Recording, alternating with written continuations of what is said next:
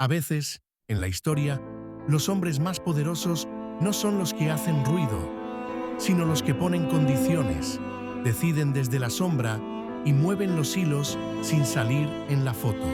El conde István Tisza fue uno de ellos, primer ministro de Hungría, mano derecha del emperador, un hombre que al principio quiso evitar la guerra y luego la defendió con todo lo que tenía. Pero al final, como tantos que apostaron por el poder absoluto, acabó traicionado y asesinado en los últimos días del imperio que ayudó a mantener con vida. Nacido en 1861, István Tisza era un aristócrata húngaro, conservador, profundamente nacionalista y miembro de una de las familias más influyentes del imperio. Fue primer ministro de Hungría entre 1903 y 1905, y luego de nuevo entre 1913 y 1917. En la práctica, era el político más poderoso del lado húngaro del imperio austrohúngaro. Nadie tomaba decisiones importantes sin contar con él. Su ideología era clara: monarquía, unidad del imperio y cero concesiones a las minorías. Aquí viene lo interesante.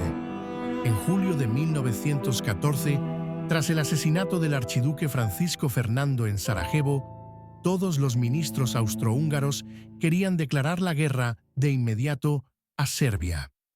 Todos menos uno, István Tisza. Tisza temía que atacar a Serbia llevaría a una guerra con Rusia y, por lo tanto, a una guerra mundial. Pidió cautela. Dijo literalmente: este conflicto puede hacer estallar Europa.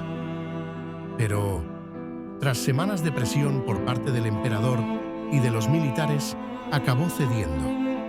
Y cuando se dio cuenta de que la guerra era inevitable, Tisza cambió de bando y se convirtió en uno de sus mayores defensores.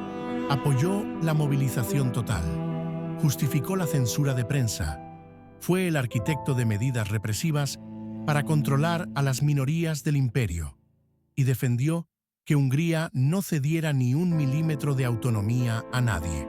En el Parlamento de Budapest fue la voz más fuerte a favor del esfuerzo de guerra.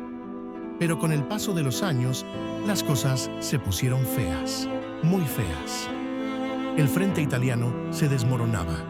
La moral estaba por los suelos. La gente pasaba hambre y los soldados desertaban. En 1917, Carlos I, el nuevo emperador, lo forzó a dimitir.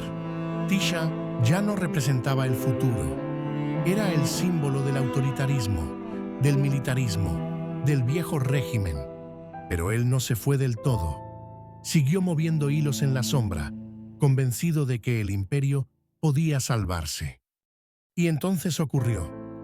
El 31 de octubre de 1918, cuando el imperio ya estaba colapsando, un grupo de soldados radicalizados se presentó en su casa de Budapest.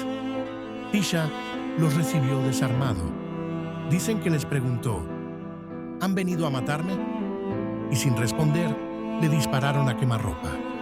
Así acababa la vida del político más poderoso de Hungría, el mismo que había tratado de evitar la guerra, y luego la defendió con uñas y dientes.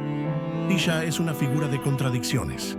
Fue precavido al principio, pero firme defensor de la guerra después. Fue inteligente, pero intransigente.